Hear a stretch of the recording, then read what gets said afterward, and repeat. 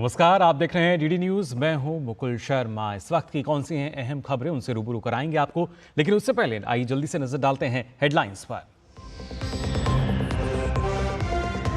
बाकी बचे 2 चरणों के लिए तेज हुआ प्रचार। प्रधानमंत्री की आज भी धुआंधार रैलियां। उत्तर प्रदेश के बस्ती और श्रावस्ती के बाद दिल्ली के द्वारका में करेंगे चुनावी जनसभा। भाजपा के दिग्गजों ने भी अलग अलग राज्यों में संभाली कमान। जेपी नड्डा और अमित शाह की पश्चिम बंगाल में रोड शो और जनसभाएं। राजनाथ सिंह हरियाणा में करेंगे प्रचार। मोहन यादव उत्तर प्रदेश के कुशीनगर, हिमंता बिस्वा शर्मा और शिवराज सिंह चौहान झारखंड में करेंगे जनसभा। विपक्ष ने भी प्रचार में झोंकी ताकत। राहुल गांधी हरियाणा में करेंगे ताबड़तोड़ जनसभाएं। प्रियंका गांधी और मुख्यमंत्री चंपई सोरेन झारखंड में करेंगे जनसभा। अखिलेश यादव यूपी में तो तेजस्वी यादव बिहार में करेंगे प्रचार। स्वाति मालीवाल ने आप पर लगाया बड़ा आरोप। पर्सनल फुटेज लीक करने के बदनाम करने की कोशिश कर रही है आप। मारपीट के आरोपी विभव कुमार को मुंबई से वापस दिल्ली लाई Delhi police. Mumbai crime branch ने घाटकोपर होर्डिंग दुर्घटना मामले में किया एसआईटी का गठन। कुल 6 अधिकारियों की टीम का नेतृत्व करेंगे प्रभारी इंस्पेक्टर महेश तावड़े। हादसे में जान गंवाने वालों का आंकड़ा बढ़कर 17 हुआ।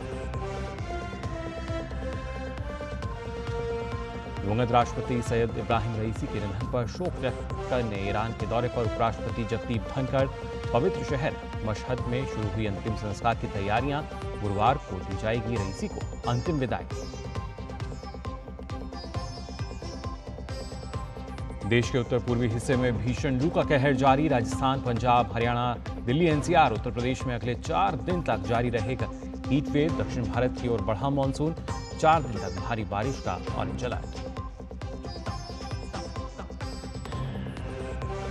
और कोलकाता नाइट राइडर्स पहुंची आईपीएल 2024 के फाइनल में। सनराइजर्स हैदराबाद को 8 विकेट से दी करारी शिकस्त। वहीं एलिमिनेटर राउंड में आज रॉयल चैलेंजर्स बेंगलुरु और राजस्थान रॉयल्स होंगे आमने सामने।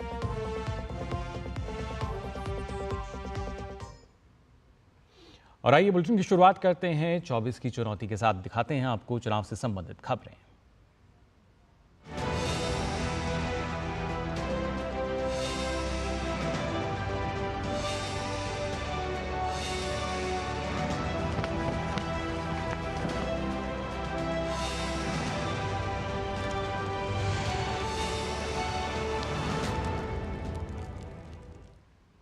चौबीस की चुनौती में सबसे पहले बात करते हैं प्रधानमंत्री नरेंद्र मोदी की, जो उत्तर प्रदेश के बस्ती और श्रावस्ती में आज जनसभाओं को संबोधित करेंगे। आपको बता दें, प्रधानमंत्री पहले बस्ती के राजकीय पॉलिटेक्निक कॉलेज मैदान में बस्ती, संत कबीरनगर और डुमरियागंज लोकसभाओं की संयुक्त जनसभा को संबोधित करेंगे। इसके बाद श्रावस्ती एयरपोर्ट के सामने कटरा बाजार में जनसभा को संबोधित करेंगे। आपको बता दें कि बस्ती, संत कबीरनगर और डुमरियागंज और श्रावस्ती की सीटों पर 25 मई को वोट डाले जाएंगे।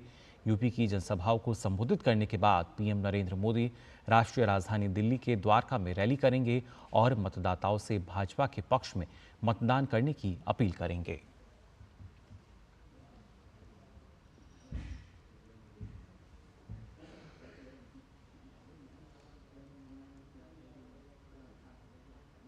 आगामी 2 चरणों के चुनाव के लिए तमाम पार्टियों ने चुनाव प्रचार तेज कर दिया है। पश्चिम बंगाल को साधने के लिए बीजेपी ने अपने स्टार प्रचारकों को मैदान में उतारा है। आज केंद्रीय गृह एवं सहकारिता मंत्री और भाजपा के वरिष्ठ नेता अमित शाह पश्चिम बंगाल दौरे पर रहेंगे। सबसे पहले अमित शाह कांठी में रैली करेंगे। वो यहां से बीजेपी के उम्मीदवार शुभेंदु अधिकारी के समर्थन में जनसभा को संबोधित करेंगे। इसके बाद घाटल में बीजेपी उम्मीदवार हिरण्मय चटर्जी और पुरुलिया से बीजेपी उम्मीदवार ज्योतिर्मय सिंह महतो के समर्थन में जनसभा को संबोधित करेंगे।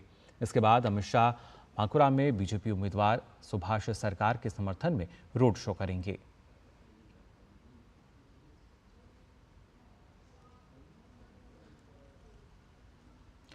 तो न सिर्फ अमित शाह बल्कि भाजपा के स्टार प्रचारक और राष्ट्रीय अध्यक्ष जगत प्रकाश नड्डा भी आज पश्चिम बंगाल के दौरे पर रहेंगे। नड्डा आज पश्चिम बंगाल में 2 जनसभाओं को संबोधित करेंगे और जनता से भाजपा के पक्ष में मतदान की अपील करेंगे। जेपी नड्डा पहले पश्चिम बंगाल के हावड़ा में जनसभा को संबोधित करेंगे। इसके बाद नड्डा पश्चिम बंगाल की राजधानी कोलकाता में रैली करेंगे।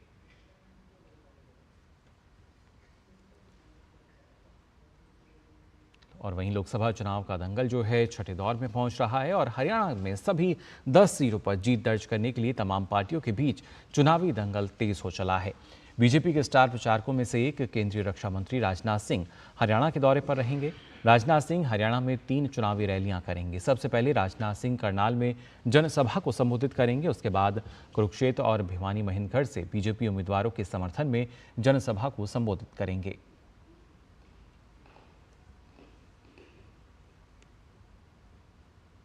वहीं बीजेपी की अन्य रैलियों की बात करें तो असम के मुख्यमंत्री हिमंता बिस्वा शर्मा झारखंड के धनबाद संसदीय क्षेत्र से भाजपा उम्मीदवार ढुल्लू महतो के समर्थन में बोकारो की एक सार्वजनिक रैली को यहां संबोधित करेंगे। इसके अलावा मध्य प्रदेश के पूर्व मुख्यमंत्री शिवराज सिंह चौहान भी धनबाद में जनसभा को संबोधित करेंगे।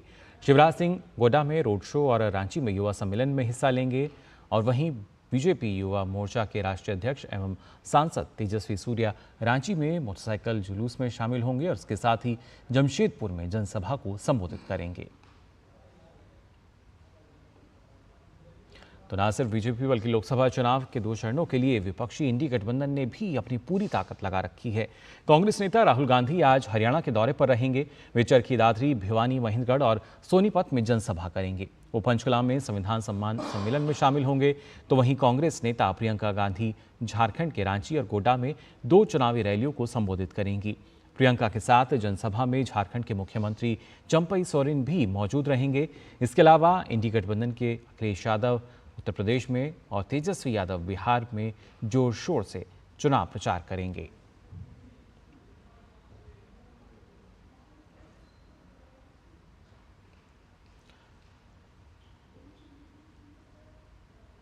और चुनावों के बीच ही बिहार भाजपा ने भोजपुरी गायक पवन सिंह को एनडीए के आधिकारिक उम्मीदवार के खिलाफ स्वतंत्र उम्मीदवार के रूप में लोकसभा चुनाव लड़ने के लिए निष्कासित कर दिया है। पवन सिंह ने पहले स्वतंत्र उम्मीदवार के रूप में काराकाट लोकसभा क्षेत्र से चुनाव लड़ने के अपने फैसले की घोषणा की थी।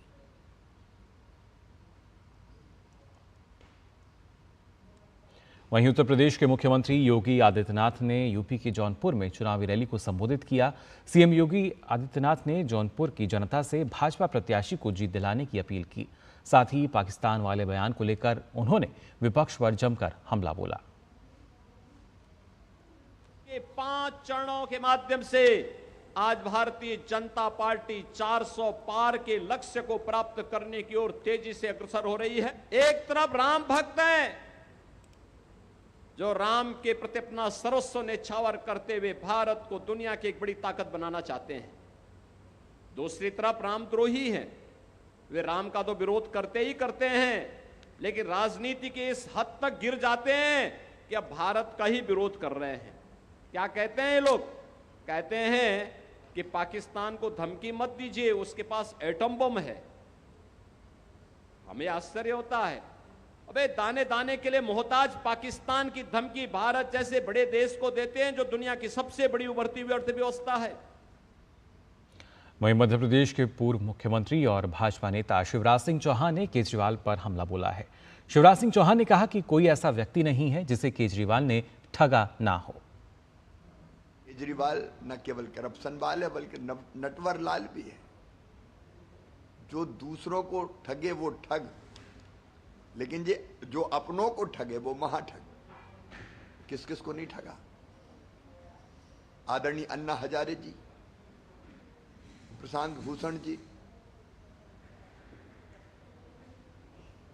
वो बहन इल्मी, पहले एक श्रृंखला है नेताओं की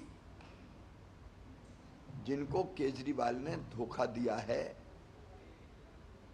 ये केवल संयोग नहीं है। कुमार विश्वास के साथ क्या किया, योगेंद्र यादव के साथ क्या किया, कितने लोगों को केजरीवाल ने प्रताड़ित करके एक तरफ कर दिया।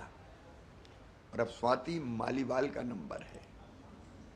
मैं एक ही सवाल केजरीवाल से पूछना चाहता हूं, स्वाति मालीवाल वाले मामले में बोले क्यों नहीं? तो कहीं ना कहीं स्वाति मालीवाल के मामले को लेकर निशाना साधते नजर आए शिवराज सिंह चौहान अरविंद केजरीवाल पर।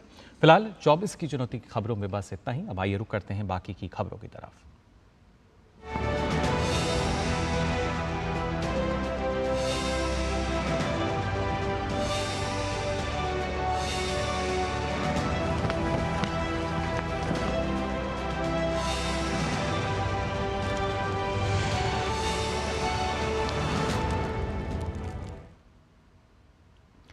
स्वाति मालीवाल ने आप पार्टी पर बड़ा आरोप लगाया है।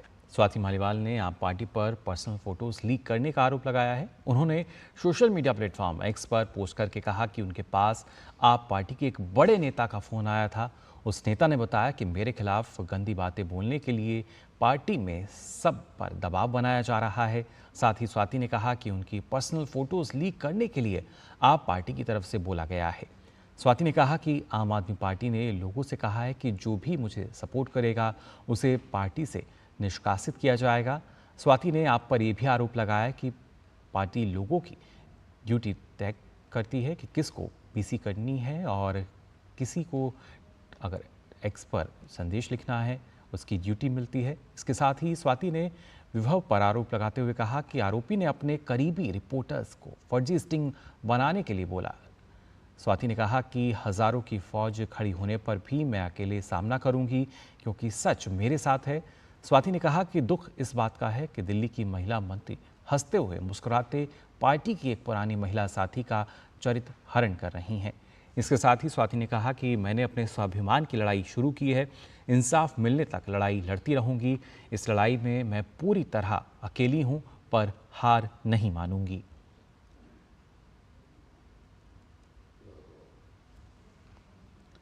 आम आदमी पार्टी की राज्यसभा सांसद स्वाति मालीवाल से बदसलूकी और मारपीट करने के मामले में दिल्ली पुलिस मुख्यमंत्री अरविंद केजरीवाल के सहयोगी विभव कुमार को मुंबई से वापस दिल्ली ले आई है। मुंबई में विभव कुमार को दिल्ली पुलिस द्वारा उन 3 जगहों पर ले जाया गया जहां उनके फ़ोन की लोकेशन ट्रैक की गई थी। इसके साथ ही पुलिस ने कुछ लोगों के बयान भी दर्ज किए हैं। बताया जा रहा है कि मारपीट की घटना के बाद विभव कुमार ने मुंबई पहुंचकर अपना फ़ोन फॉर्मेट कराया था। दिल्ली पुलिस ने 19 मई को मुख्यमंत्री आवास से विभव कुमार को गिरफ्तार किया था।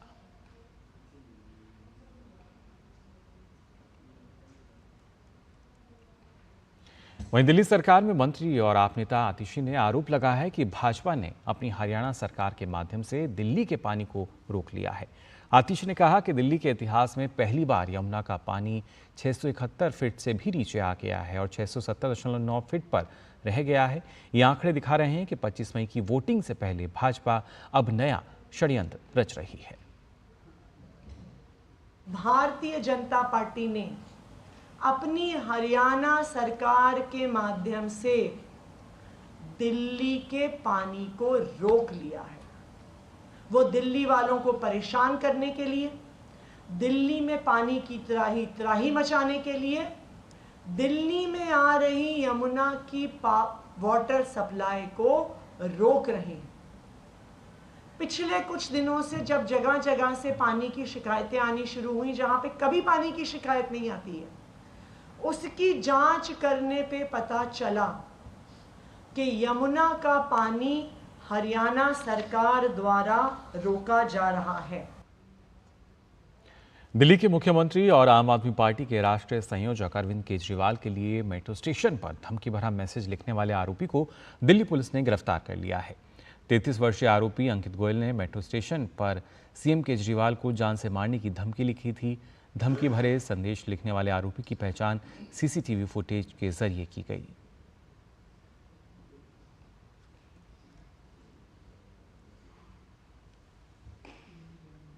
और खबरों का सिलसिला डीडी न्यूज पर आगे भी जारी रहेगा, लेकिन फिलहाल यहां रुक रहे एक छोटे से ब्रेक के लिए जल्द हाजिर होते हैं। जारी रहेगी भ्रष्टाचार के खिलाफ जीरो टॉलरेंस की नीति। ये है मोदी की guarantee.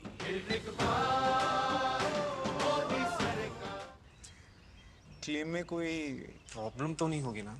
Don't worry sir, car repair से लेकर क्लेम सेटलमेंट तक पॉलिसी बाजार हमेशा आपके साथ होता है। पॉलिसी बाजार पे कार इंश्योरेंस कंपेयर करके 8,000 रुपए तक बचाओ।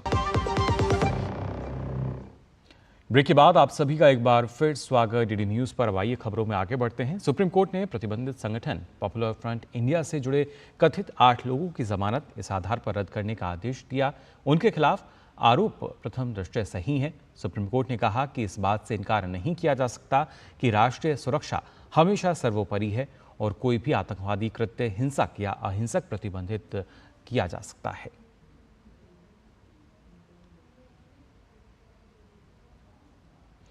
वहीं मनी लॉन्ड्रिंग केस में आरोपी झारखंड के पूर्व सीएम हेमंत सोरेन के मामले की सुप्रीम कोर्ट में सुनवाई आज भी जारी रहेगी। शीर्ष अदालत में कल हुई सुनवाई के दौरान सोरेन की ओर से कपिल सिब्बल ने दलील दी कि जिस जमीन को लेकर उनके खिलाफ केस दर्ज किया गया वो कभी उनके कब्जे में नहीं रही। ईडी की ओर से एएसजी एसवी राजू ने कहा कि केजरीवाल को मिली राहत का हवाला देकर सोरेन जमानत की मांग नहीं कर सकते। गौरतलब है कि सोरेन ने पिछले दिनों अरविंद केजरीवाल को मिली राहत का हवाला देते हुए चुनाव के मद्देनजर अंतरिम जमानत की मांग की थी।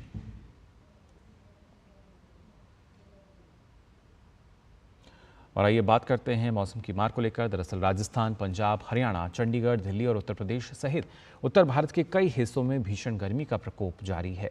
मध्य प्रदेश, विदर्भ और गुजरात में भी कमोवेश यही स्थिति बनी हुई है। मौसम विभाग ने अगले 4 दिनों के लिए लू का रेड अलर्ट जारी किया है। वहीं दिल्ली की बात करें तो आने वाले करीब 3 से 4 दिनों तक यहां भीषण गर्मी जारी रहने की संभावना है। मौसम विभाग के अनुसार अगले 2 दिनों के दौरान दक्षिण पूर्वी अरब सागर, मालदीव, कोमोरिन क्षेत्र और दक्षिण बंगाल की खाड़ी के कुछ हिस्से और अंडमान निकोबार द्वीप समूह के कुछ और हिस्सों में दक्षिण पश्चिम मानसून के आगे बढ़ने के लिए परिस्थितियां अनुकूल रहेंगी। साथ ही अगले 3 से 4 दिनों के दौरान तमिलनाडु, पुडुचेरी, कराईकल, केरल, माहे और कर्नाटक में भारी बारिश होने की संभावना है।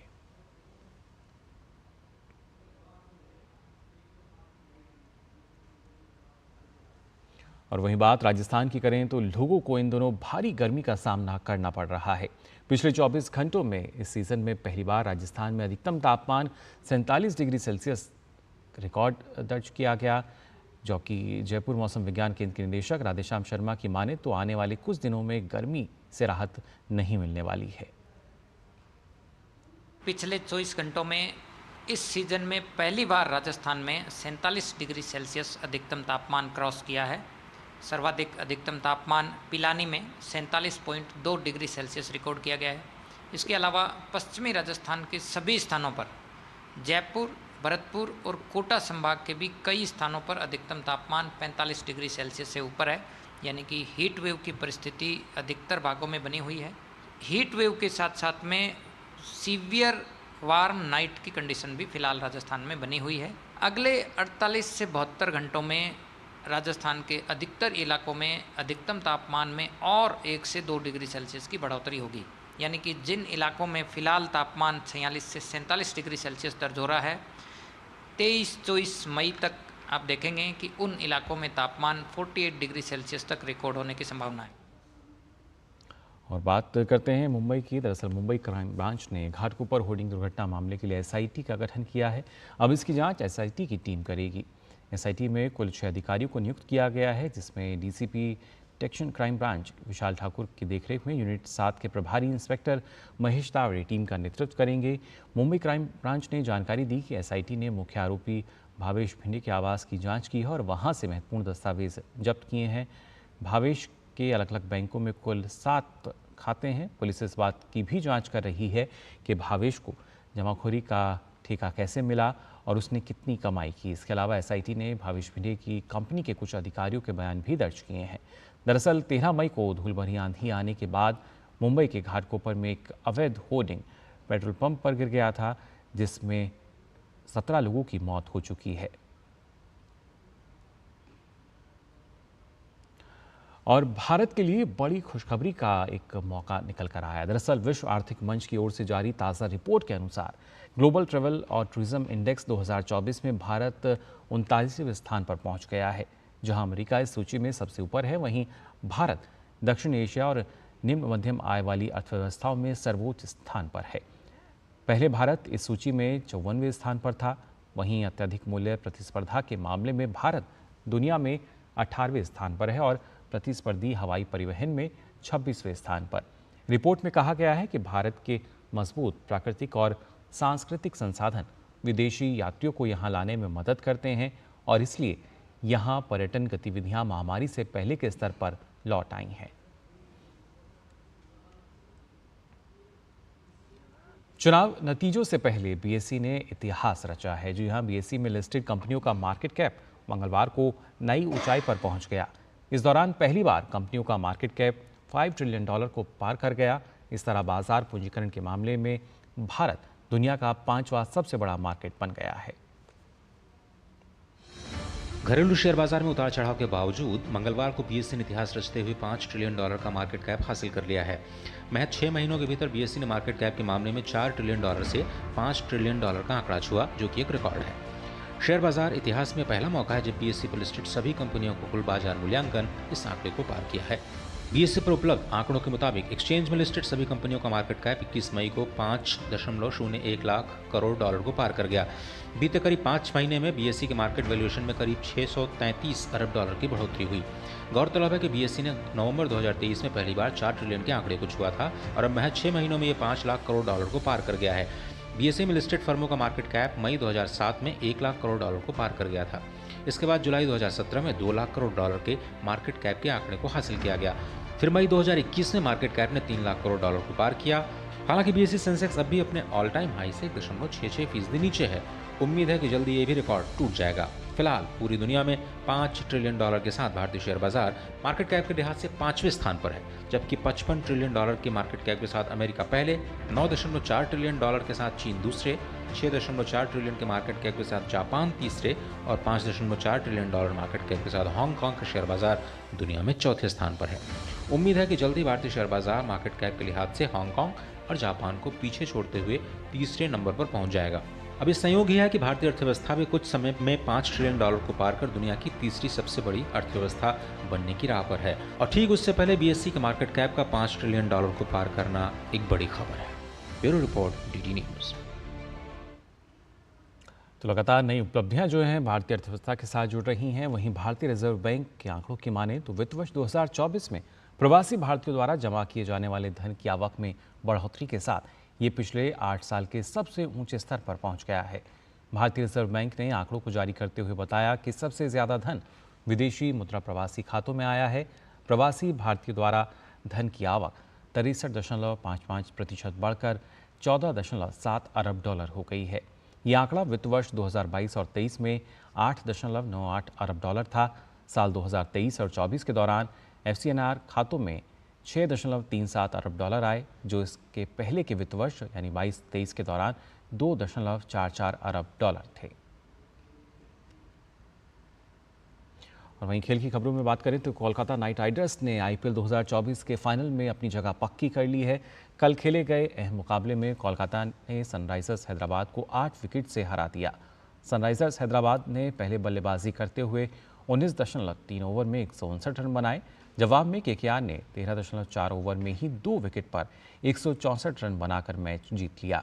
कोलकाता के लिए श्रेयस ने 24 गेंदों पर 5 चौकों और 4 छक्के की मदद से नाबाद 58 रन बनाए। वहीं वेंकटेश अय्यर ने 28 गेंदों पर 5 चौकों और 4 छक्कों की मदद से नाबाद 51 रन की पारी खेली।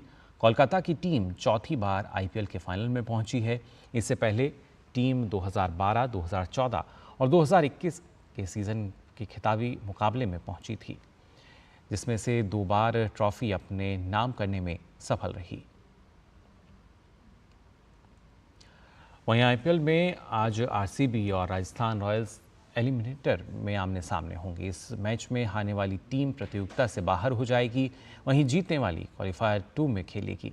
राजस्थान रॉयल्स की टीम अंक तालिका में तीसरे स्थान पर रही थी। वहीं RCB ने नेट रन रेट के आधार पर चेन्नई सुपर किंग्स को पछाड़कर प्लेऑफ में प्रवेश किया था। यूरोपा लीग के फाइनल में आज जर्मन क्लब बायर लेवरकुसेन का सामना इटालियन क्लब अटलांटा से होगा। बायर लेवरकुसेन शानदार फॉर्म में है। यूरोपियन मुकाबलों में उनका अविजित अभियान 51 मैच से जारी है, जो कि एक नया रिकॉर्ड है। अटलांटा के पास इस सीज़न में लेवरकुसेन को हराने वाली पहली टीम बनने का और पहली बार यूरोपा लीग जीतने का मौका है। तो फिलहाल के लिए इस बुलेटिन में बस इतना ही, लेकिन देश और दुनिया की तमाम खबरों के लिए आप देखते रहिए DD न्यूज़। मुझे दीजिए अनुमति। नमस्कार।